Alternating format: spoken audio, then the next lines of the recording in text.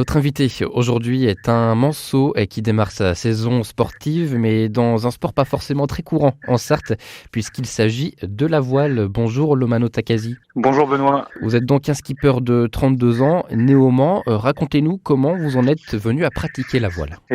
Par un concours de circonstances ou des opportunités qui sont ouvertes devant moi durant mes études universitaires, je me suis retrouvé à avoir l'opportunité d'intégrer une équipe de course au large. Et donc, alors à la base, c'était pendant mes études, donc c'était vraiment des études de marketing com. Et puis, au fur et à mesure, je me suis pris un peu au jeu de la navigation. J'avais un tuteur de stage qui souhaitait absolument que je navigue, donc j'ai beaucoup navigué. Et puis, de fil en aiguille, voilà, j'ai commencé à faire grossir un peu la taille des bateaux et je me suis retrouvé maintenant depuis 4 saisons à la tête de mes projets course au large. Et donc là, bien pour cette saison 2023, vous démarrez un nouveau projet dans une autre catégorie, la catégorie Figaro 3. Exactement. Et j'ai démarré cette semaine ma première course qui se déroulait à la Trinité-sur-Mer, le trophée Laura Vergne dans le cadre du Speed West France. Et ça a plutôt bien réussi parce que je remporte la première course et je fais 3e sur la deuxième.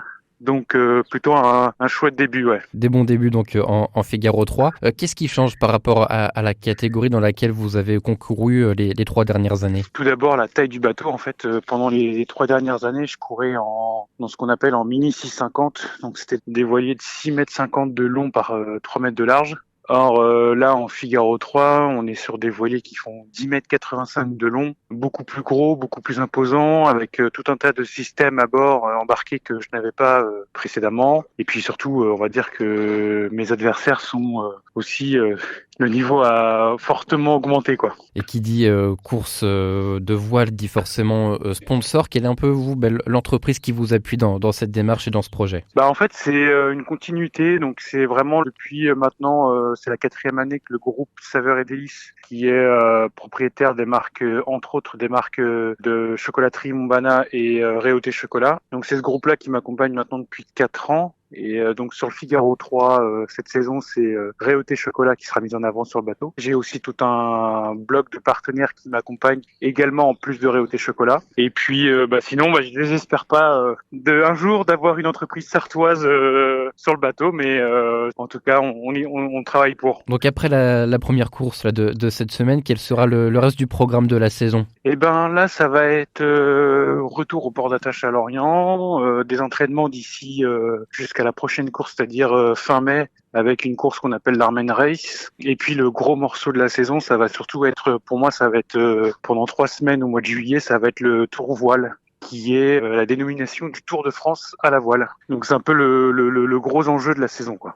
Un programme chargé évidemment pour la saison, mais vous voyez à plus long terme avec des participations envisagées à d'autres courses, notamment la Route du Rhum d'ici 2026. Exactement.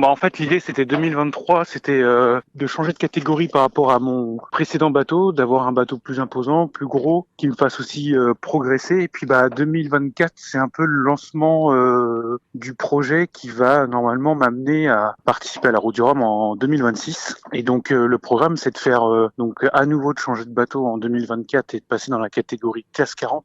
Donc c'est des bateaux qui font 12 mètres de long. Et ensuite, c'est de participer en 2024 donc à une transatlantique qui s'appelle Québec-Saint-Malo. Puis 2025, une transat qui s'appelle la Transat Jacques Vabre. Et puis 2026, la fameuse Route du Rhum. Donc évidemment, tout cela a un coût, là encore. Donc vous êtes toujours en recherche de financement, de sponsors. Ah oui, pour le coup, pour le projet CAS 40 Route du Rhum 2026, on va dire que le projet s'active fortement. Parce que si je veux démarrer le projet dès 2024, oui, il faut que j'arrive à obtenir les financements nécessaires, quoi. Et ça passe bien par de bonnes performances, comme vous venez de faire cette semaine. Oui, ça passe par des bonnes performances, mais ça passe aussi dans le sport. Il n'y a pas que le côté, on va dire, perf, il y a aussi, et avec la voile, il y a cet aspect-là qui est assez majeur, le côté humain, quoi. Donc c'est avant tout aussi des rencontres, des échanges. C'est aussi une société généralement qui adhère et avec ses collaborateurs à tout un projet. Et c'est aussi un skipper qui adhère à ça, quoi. mais c'est pas forcément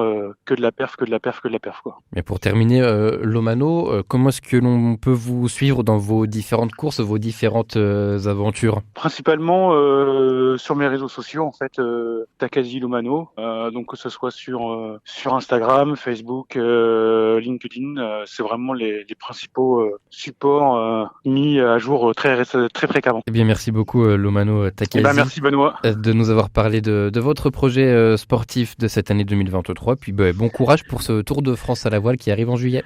Merci beaucoup Benoît.